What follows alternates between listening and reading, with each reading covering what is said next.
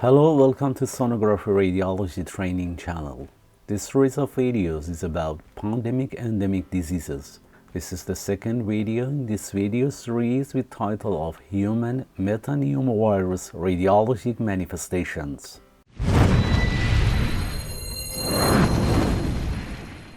The outline of this presentation include introduction, clinical findings, transmission, incubation period, seasonality, diagnosis including laboratory testing, and radiologic manifestations. Radiologic manifestations include common radiologic findings related to interstitial pneumonia, bronchiolitis, pneumonia and acute respiratory distress syndrome, wheezing and asthma exacerbation, and general points of radiologic features. We will review a teaching case and final teaching points. At first, introduction.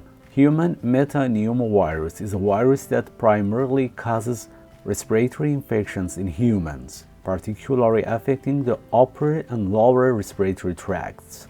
It's a member of the Paramyxoviridae family, specifically within the Metapneumovirus genus. It was first identified in 2001, and since then it has been recognized as an important cause of respiratory illnesses worldwide. Clinical findings.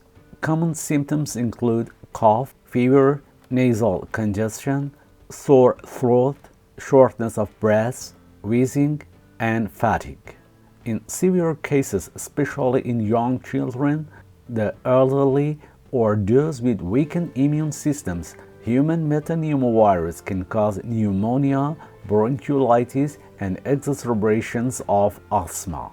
Transmission. Like many respiratory viruses, human metapneumovirus spreads through respiratory droplets when a person coughs or sneezes.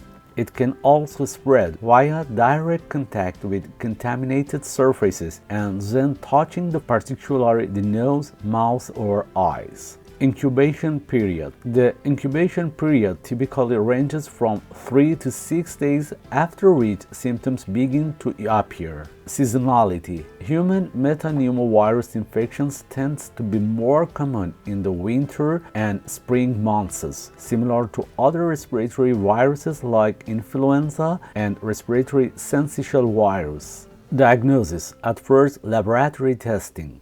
Diagnosis of human metapneumovirus infection is generally confirmed through laboratory tests. These include polymerase chain reaction tests to detect viral RNA, antigen detection tests, and viral culture, though this is less commonly used due to time requirements. Radiologic manifestations. Human metapneumovirus typically affect the respiratory system and can be identified using imaging studies such as chest X-ray and CT scans. Since the infection primarily causes upper and lower respiratory tract infections, its radiologic findings can range from mild changes to more severe abnormalities, particularly in high-risk individuals such as infants, elderly, and immunocompromised patients. Common radiologic findings. At first, those related to interstitial pneumonia.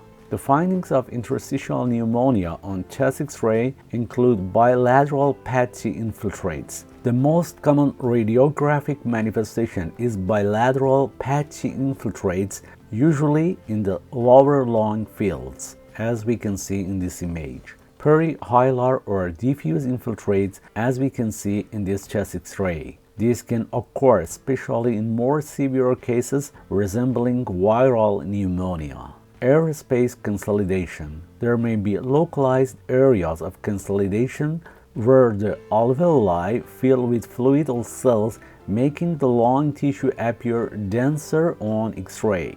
The findings of interstitial pneumonia in CT scan include ground glass opacities, lobular or segmental consolidation, interlobular septal thickening. This chest X-ray is related to a 38-year-old woman who underwent liver transplantation 2 months earlier, followed by immunosuppressant therapy, who visited the emergency department because of dyspnea, chills, and fever. This chest radiograph showing bilateral peribronchial infiltration in the central areas of both lungs and also minimal pleural effusion. 5 days later, the patient was admitted to ICU and underwent intubation because of progressive dyspnea. Radiograph showed extensive bilateral peribronchial nodular infiltrates, as we can see here. Chest CT at the same day shows multifocal peribronchial consolidations and also ground glass opacities. We can see irregular small nodules along with bilateral pleural effusion. But this patient recovered after 10 days management in the ICU. Common radiologic findings related to bronchiolitis. This condition is common in young children. On chest X-ray, we can see hyperinflation. The lungs may appear hyperinflated, indicating difficulty in expelling air due to bronchial obstruction. This radiograph in a 1-year-old boy shows parahilar opacities, as we can see here, and also hyperinflation with bilateral deep sulcus sign. Another chest X-ray finding of bronchiolitis is peribronchial thickening. This is due to inflammation of the bronchi and bronchioles, which can be seen as thickened airways on X-ray. Another finding is atelectasis. Partial lung collapse can sometimes be observed due to air trapping or obstruction. This chest X-ray is related to a 4-month-old infected boy presenting with fever, cough, and increased work of breathing. His anteroposterior portable chest radiograph with slightly rotation showed hyperinflation with deep sulcus sign, increased parahilar opacities, as we can see here, and multiple areas of atelectasis, as we can see here and here. Also, there was confluent consolidation in the right upper lobe, which is a less frequent finding in children with human metapneumovirus infection. Common radiologic findings related to pneumonia and acute respiratory distress syndrome. Severe cases of infection can lead to pneumonia or ARDS, especially in infants, older adults, or immunocompromised individuals. On chest X-ray, one of finding is diffuse bilateral infiltrates. Extensive bilateral consolidation can be seen in patients with pneumonia. And another finding is whiteout appearance. In cases of severe ARDS, there may be a whiteout of the lungs, indicating widespread alveolar filling and loss of usual lung markings. In CT scan, ground glass opacities and consolidation in ARDS are common findings. Common radiologic findings related to wheezing and asthma exacerbation. In individuals with asthma or pre-existing respiratory conditions, human metapneumovirus can exacerbate symptoms like wheezing. Chest X-ray of these patients often normal or showing signs of hyperinflation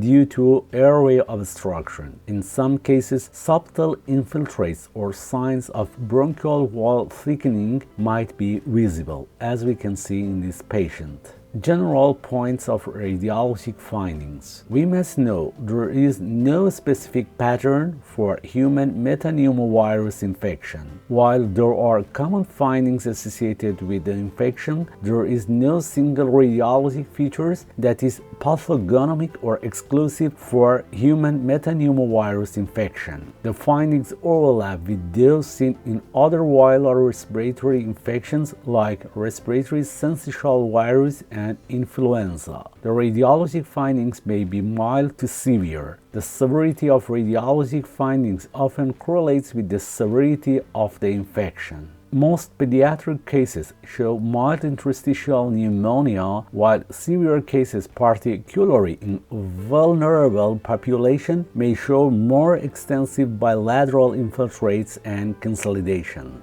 Now, it's better to review a teaching case together. Imaging of a 55-year-old immunocompetent woman with human metapneumovirus pneumonia. Initial chest radiograph showing ill-defined patchy and nodular ground glass opacities in the right lung and also left lower zone.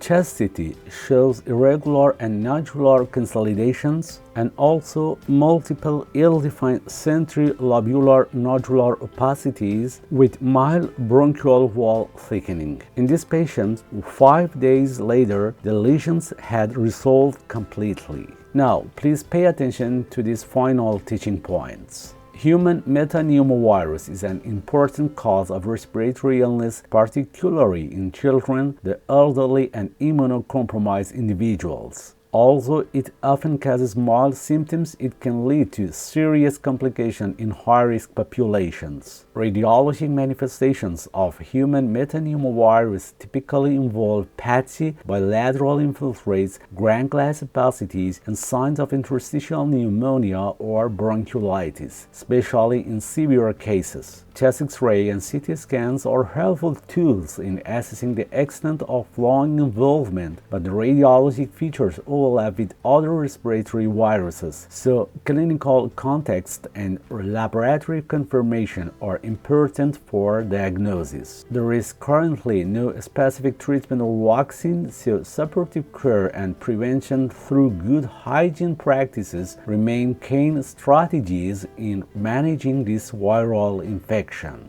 Now, I suggest 2 others of my videos that are close to this video in terms of matter. And thank you for your attention.